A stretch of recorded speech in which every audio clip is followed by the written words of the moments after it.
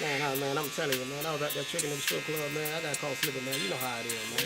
Yeah. It is what it is, man. God damn, bro, who that is right there? Damn. Hey, how you doing? What's your name? My name Malachi. Oh, well, you just been served. Yes, You sir. need to take care of them kids. Take care of them kids. My baby daddy. Why you putting on child support, TT? I put you on child support because you left me for that no walls having bitch. Riri. Man, this some bullshit.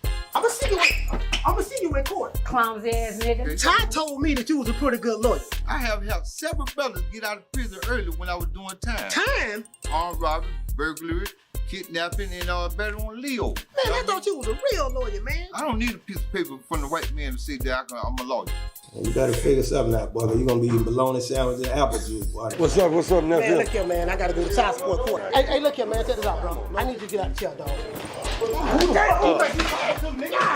Boy, that lawyer looks smart and fine. Damn, I like us. Man, you worry about the wrong thing. Don't worry about how fine she look. You be worried about getting off that goddamn case.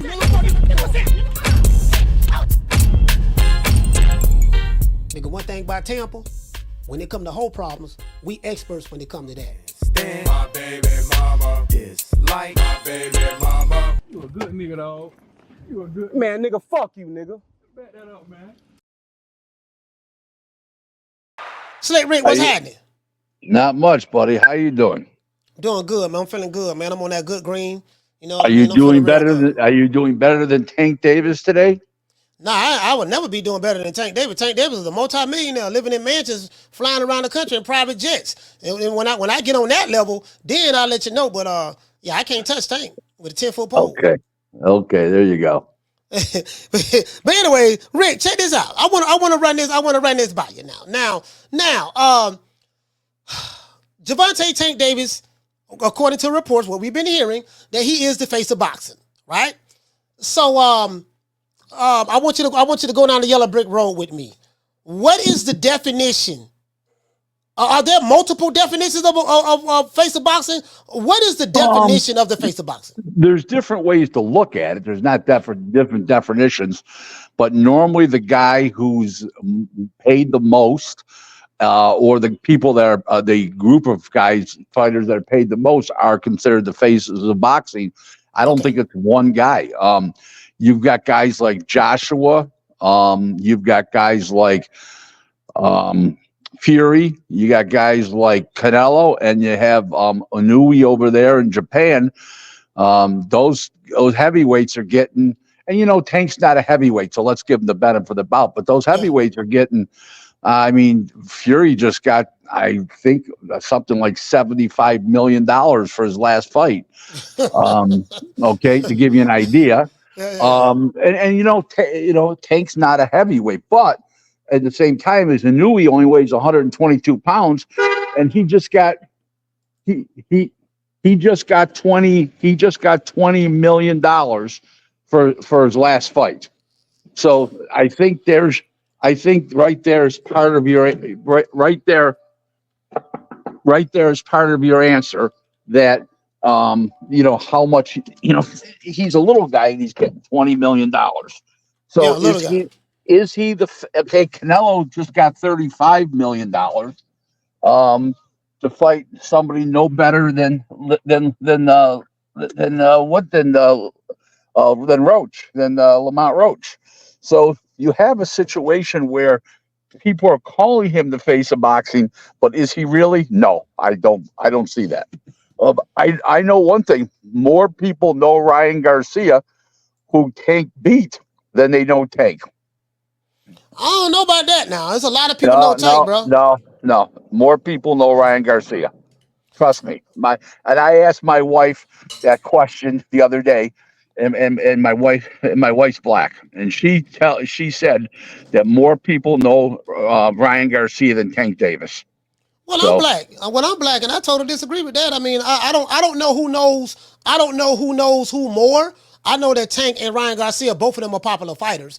But right. How do you gauge who knows more than who? I don't know, because when I go places, they know Tank and they know Ryan Garcia. They know both. If you look at their social media following alone, it's a landslide.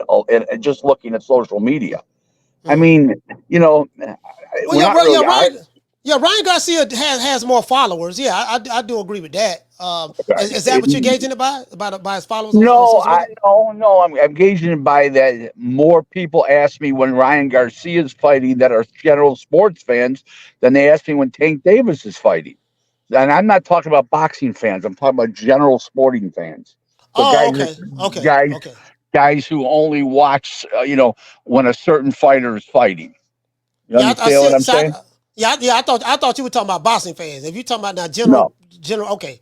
Yeah, I don't know about the general public. I don't know about that. Right. But Right. all right. So Dan Raphael reported that the reason why this fight might be in jeopardy is because of the venue. You know, it's No, supposed to be at the that's Toyota. all. That's all BS. Several very good reporters, professionally responsible reporters, all checked into it, and that's all bullshit.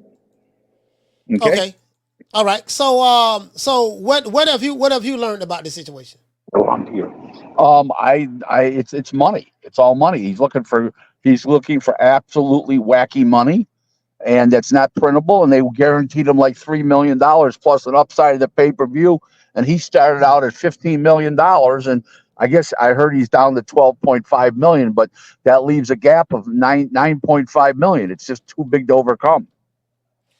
I remember back in June earlier this year.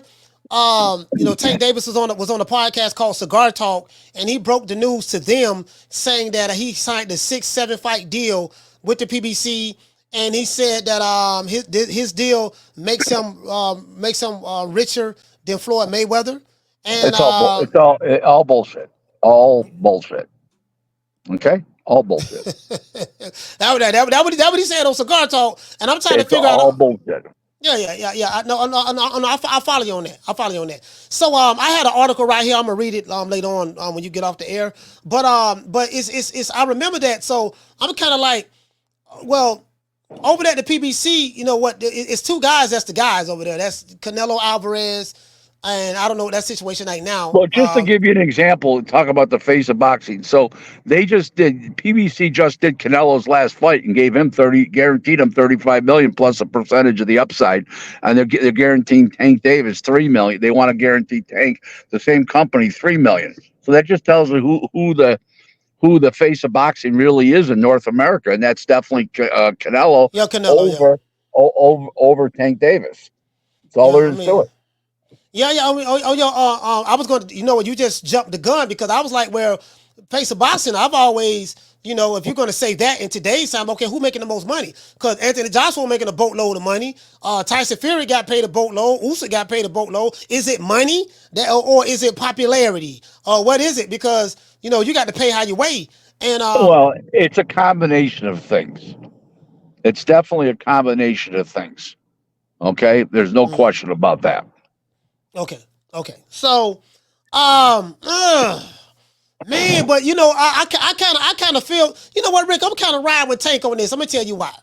Because if Booger Ray Leonard and Tank have said he's the face, Tank came out of his own mouth and said he was the face of boxing, and I think that was because he made a lot of money fighting Ryan Garcia. But that was to me that was an anomaly. That was an anomaly. You get what I'm saying? That was a one-off. If you believe that, and you're looking at what Canelo is getting paid, they rolled out the red carpet on him. Is he wrong for feeling that, hey, you're saying that I'm the face of boxing, I should get paid every fight what he's getting paid every fight? Is he wrong for feeling that way? I don't know if he should be right or wrong, but obviously they have the reason to pay him 3 million and to pay Canelo 35 million. So, I mean, that's an awful big gap. The reason to pay Canelo 35. But I'm just saying, though, listen, Rick, man, bro, listen, I feel if it's about, I'm pretty sure it's about the money. It ain't the venue. I believe you wholeheartedly on that. Because I'm saying a whole bunch of reports, and the people who I talk to are saying the same thing. But Rick, listen, man, bro, like you got Booger Ray Leonard praising you, telling you how great you are. You the face. You putting butts in seats. Tank is putting butts in seats. But you're watching this guy from Mexico getting, I don't know who paying him, Al Haymon or whoever, but they coming up with $35 million every fight he don't had over there, and I'm hearing the money. Is that the guarantee purse? It's $3 million is the guaranteed money, but it's still, the $35 million was the guaranteed money for Canelo, who's supposedly not the face of boxing. If you listen to people listen to your show. Yeah, but no, what I'm saying is Canelo, he gets the $35 million. Is that his guarantee? Yeah, that's the guarantee. Yep. Damn.